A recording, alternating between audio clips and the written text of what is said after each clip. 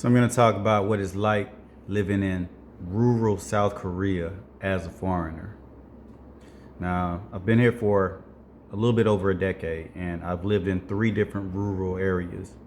So I'm going to talk about those three areas because I spent over 3 years living, actually around 5 years total, living in those three areas. So I was able to experience those areas in depth over time period and get a good feel for the area, a good feel for the people, and a good understanding of how everything works every day in those types of areas. Of course, time goes on and nothing's static. So keep in mind with the time frames of how I talk about these places. I don't think any huge changes have happened over a decade, but you never know.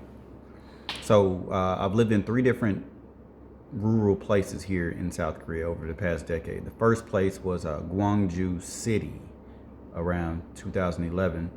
And the second place was a place called Kapyeong around 2015. And the place now I live in South Korea is a place called Ulsan. And I've been here for a couple of years. So each of these rural areas have very distinct vibes or a very distinct different the way things go down and the way the people present themselves and act and do certain things. But much of Korea is very, very similar. A lot of things are the same no matter where you go. A lot of things look the same. And so I'll talk about the first area where I lived first. First area where I lived in South Korea that was rural was Gwangju City. Take a look at this map here. So Gwangju City, that experience, it was pretty cool. It was quiet. There weren't many. The area wasn't super rural. If I walk around into the main town center area, people would be out. It wasn't just totally isolated. But in the town center areas in South Korea, particularly that place, they tend to be kind of small but compact, and they have everything that you need for that area. And when I say that, you have like one or two of each thing. Like you may have a bakery, you may have a grocery store. Usually there's lots of vegetables and stuff. Some type of vegetable stand, or there'll usually be lots of vegetable stands or people selling vegetables on the outside, and farmers selling their different vegetables. And throughout Korea, it's very common to see farmers and agricultural workers selling what they grow. So this is a very common thing that I see in different rural areas when I'm here. And in the rural areas, is always you'll always find like one or two, like a main hotel area. Usually you won't find many hotels rural area because it's no people there really. You usually find like just a couple. They'll be pretty hard to find, but it should always be a couple in your area in the town center, the little country area town center.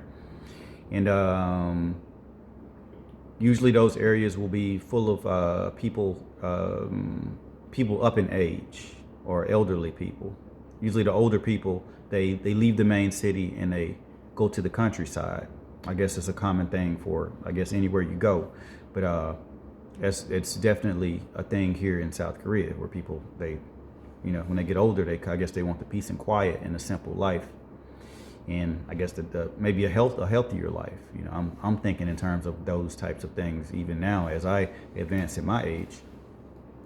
And back during that time when I lived there, you have children going to school. Education is pretty important here in South Korea, and no matter where you go, education and school institutions, that'll all be set up the same also anywhere, no matter where you go. It's pretty standard with that. You'll have like a Hagwon, which is an after school education center that teaches other other subjects other than the main subjects that are taught in the public schools. And usually those are paid for. The parents pay for that. Public schools is of course free, and I don't know much about private schools. I don't have much experience with private schools, so I can't speak on that too much.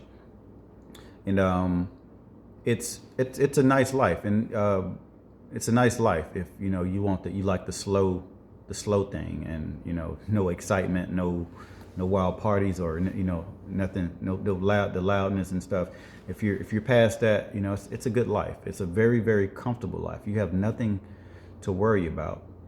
And also in that area, there's one city center, and then there's another city center area. Not really a city center, but it was an area where they had all like the outlets and other types of stores that sell clothing, that sell outdoor gear, sportsman stuff, all the stuff that you don't immediately need when you live somewhere. All the stuff that you immediately need will be in the city center, or that they were in the city center from what I saw in that when I lived in that area, and also with now and other place I lived.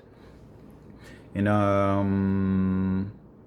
as far as living, your apartment house, whatever you live in, it'll be cheaper. So it's very likely you'll be able to find something that's really, really nice for a low price, because there's not a high demand for the real estate of it, and how expensive things are. So like when I lived there, I had a pretty nice big room compared to other rooms in other apartments that I've had living here, and it was nice. It was very comfortable. It wasn't too small. It was the size was good. The area that I was in, it was really outside of my place. There were lots of agriculture fields where people plant stuff, and I'm into running, so I did quite a bit of running, and I could run for miles and miles and miles away from my home, and there would be nothing but just agricultural fields, and also highways. There'll be highways and agricultural fields when you live in a rural area. Those are common things that you'll see. And yeah, if you need to go to like a hospital or something like that, then you probably have to go to a bigger city outside of the rural city that you live in, unless your rural city is not super small. If you live in an agricultural area, you probably won't have like a main hospital, so you probably don't want to. I get the smaller it is, there's more likely of a chance there won't be a hospital. And that first place where I lived, there was no hospital in the area. You had to drive at least like 20 minutes away to get to another city that's a little bit bigger to get to see a hospital. So that area, if I wanted to go to the city to enjoy myself or be around people, there were buses that left from that area, and they went from that area to it's the area near Seoul with the yellow line on the subway system. I forget. I remember I used to go to Moran Station. Moran Station was the name of the station I went to, and it was called the yellow line, the Bundong line. I think that's where they say the more affluent people in the city area live, in the main city area near Seoul and stuff, in the Bundong area. And I used to catch a bus on the weekends and go there, and the bus would take me about 1 hour to get from my rural area to the bus stop on the outskirts of the city. And the buses didn't come very regularly. That's another thing when you live in a rural area. The buses, they come about one time every hour, and they stop early. So the last bus, you'll probably get the last bus like 6 o'clock. And if it's the weekend or something, maybe 8 o'clock p.m. So that was the first place that I lived in South Korea that was rural. The second place that I lived in South Korea that was rural was an area called Kapyong. Kapyong, that it was unusual rural area because it was a rural area that a lot of the city people go to enjoy themselves and have fun and enjoy nature. So it was rural, but it was like a vacation spot where the city people came to enjoy themselves. And in Kapyong, I remember there was there were lots of bike paths. That was really cool, really nice. Lots of bike paths. You see people riding their bikes. I guess the vacationing people or the weekend people. Lots of bike paths. In that area, there was a more of a variety of houses along with apartments. Usually apartments are very common in South Korea. You're more likely to find apartments than to find houses. Apartments are more the norm. And people like here, people tend to buy apartments, like actually like buy, just like in my country where people buy a house. Here, you buy an apartment to live in forever and pass on through your family. Whereas in my country, you'd buy a house, but here, the apartment is the thing. But when you're in a rural area, you're more likely to find houses. Like right now, I live in a house in a rural area. I live in a small. It's not small. It's a nice size apartment, and my landlord is a farmer, and he's basically a connected house, a detached house that I live in right now. But when I lived in Kapyong, I didn't live in an apartment during that time. I tried something different. I lived in a dormitory for about a year in that area, and the dormitory was isolated on the top of a hill. You had to drive up a pretty steep hill through like a forest. It was real like mysterious like looking, and you go up it, and it was interesting the way it was all set up. And whenever if I wanted to go like take a walk somewhere, I could easily step outside of the dorm area, and there's only one or two buildings in that area, and I could just hike through the woods and just it's real nice.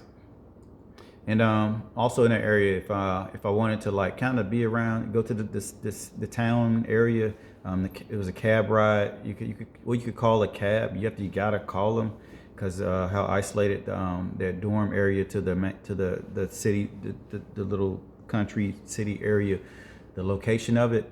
But you have to call them in advance, and they pick you up, and you can get to the subway station in about 10 minutes. That was a good thing. You can get to even though it was the countryside, isolated area, there was a subway station very close, and the subway station you could easily go from the subway station to get to Seoul from that area. It would take you probably 2 hours on the subway, but to get to the nearest city, I forget the city that was located in that area. I guess I'll throw a map up here for you to look at. But you get to the next main city, it would probably run you about 35, 40 minutes. And I guess because it was a countryside, the trains didn't run often. They run about once every hour, and they stop running early. I guess that's a common thing about living in rural areas. The transportation, it'll be okay, but they tend to be sparse, and they tend to stop early. And maybe on the weekend they'll run a little bit later or something like this. And also there's people vacationing, and they come in through the subway. So on the weekend it tends to run.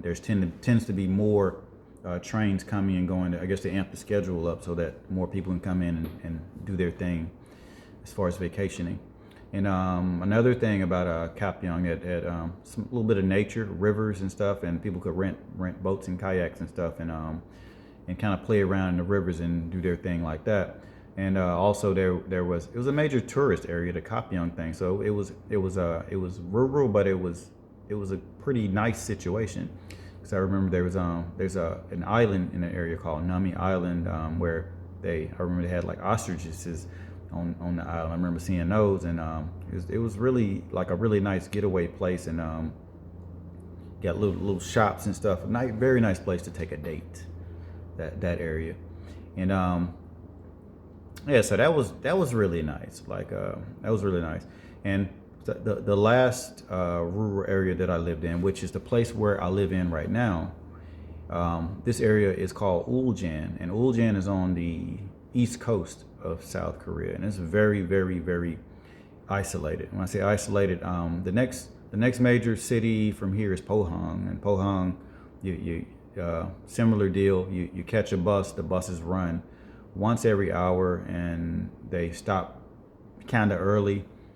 And Pohang's 2 hours away from here, and Pohang's not top of my list on like cities to go to as far as having fun, and even more so, more or less now because of the current situation with the pandemic scare and all that. Even though everything's kind of normalizing, but it's still, there's still restrictions, residual restrictions because of that. And like if you want to go to Seoul or Busan or some like really fun, nice place, forget about it. It's that's like a week trip if you want to go.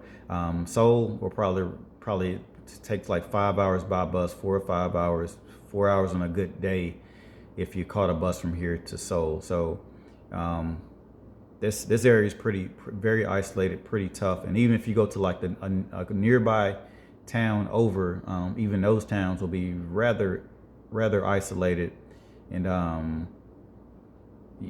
there won't be many attractions and things to do while you're there. And here, I live right on the coast, so like you can almost see the beach line, the shoreline from here where I live and where I'm located. And that seems really nice. It actually is really nice having access to the beach at your wheel, but the isolation makes it tough.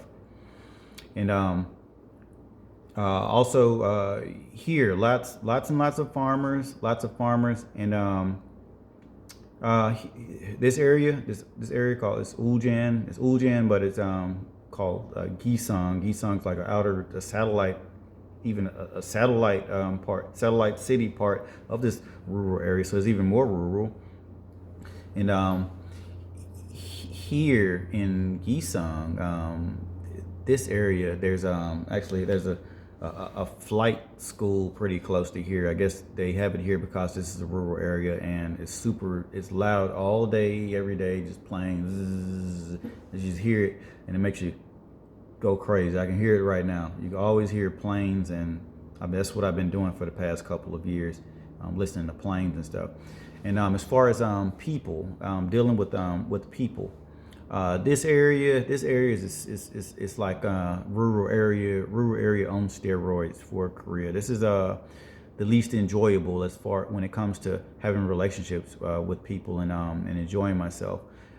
Here, it's very unique for a couple of reasons. Like if you want to have like social life and meet foreigners, there's only like one very tight knit group of foreigners here. And they network with each other, and a lot of them are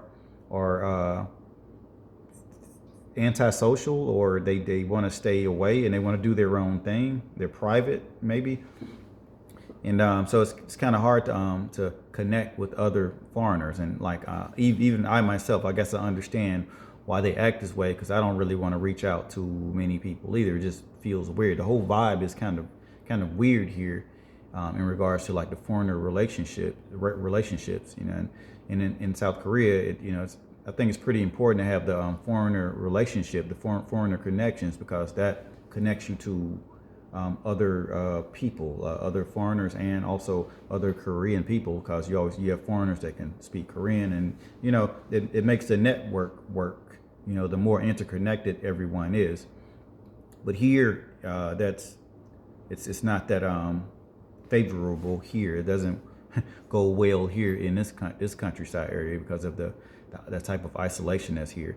And dealing with the people, are the people polite? The people are in this area, but I guess because of the amount of isolation that's here, the people are not as polite as the other areas that I talked about, that I mentioned, especially not the Kapyong area. Kapyong area was a tourist destination, and the people are a lot more accommodating to foreign people, and they greet you with a smile, and they're polite and all of that in that area, because I guess they're accustomed to dealing with not only foreigners but just people in general. Here, you're more likely to get like some type of weird reception, or like someone acting like you're a space alien or something, or just like getting worried and getting freaked out when you come and try to talk to them, even if you're talking to them in their own tongue and doing it well. So with here, you definitely gotta build relationships and get to know people if you wanna have any type of social life and social connections with the people, the other foreigners and foreigner community, or just regular Korean people living their life. And in the countryside, the Korean people doing their own thing, they tend to just be really stuck in their ways, and they're content with their life, as I guess you can be, you should be, and that's fine. And they're happy with the separation, but occasionally you have someone that's interested in you and will chat you up or something. But in general, social life is pretty tough in an area like this. Would be beneficial if you're in if you're in a really isolated area, to have your own car or transportation where you can go and do things at will, and you can open up your modes of communication, modes of transportation, so that you can explore other things outside and expand your networks further. Also, in a place like this that's more isolated, the further you get away from the city centers like Seoul or Busan, and you get in more isolation, you tend to run into foreign people that are from, like here in this area, the other foreign people that I find, or the foreign, and I consider them, to me, there's two types of foreign people, as far as my knowledge is concerned. You have like the English speaking foreigner community from English speaking countries that tend to come here and teach English, and then you have the foreigners that do different, sometimes maybe technical jobs or labor jobs, and they tend to come from Southeast Asia, or like I met a couple of guys from East Timor, which is a place between Australia and East Timor. The people were East Timorian people, and I had a conversation with them, pretty nice conversation with them in English. And we had a good chat. I was really surprised how well the guy could speak English. He could speak multiple languages, and I remember I complimented him on, like, wow, man, you can speak all these languages, man. I'm jealous of you, man. I can barely do the Korean language on top of my English. Like, really impressive. And yeah, so this area, you gotta, like, if you're the more isolated your area is, the more important that you will need a car or your own mode of transportation to spread your network out. Internet is very, very important. It's mandatory. You definitely have to build connections and contacts through the internet, so you know what's going on. Social media, definitely a must-have. Here in this area, there's also with areas like this, particularly with the English teaching community, there tends to be older teachers in these areas, and the older teacher, I enjoy that. Like a couple of weeks ago, I met with a group of older teachers, and we had coffee at a coffee shop and just relaxed and just talked about just I guess older people stuff, and it was good. I enjoyed myself. My desire to just have chats and enjoy the smaller things, the slower things in life, are more substantial now, you know, because, you know, I'm getting older and, you know, things are changing and, you know, I'm enjoying the changes. And so like if you're a younger person and you get bored easy, you don't want to be too far away from like a major city or higher populated area. I think you'll lose your mind unless you like the quietness. And if you're an older person, you probably would enjoy something like this where I live now, where everything is just really super simple. So those are my experiences with living in rural areas in South Korea. I hope this was you learned something from it, you took something from it. Of course, if you have any questions, feel free to drop them down in the comment section below. Thank you so much. I love you all. Appreciate you watching. Y'all take it easy. I'm out.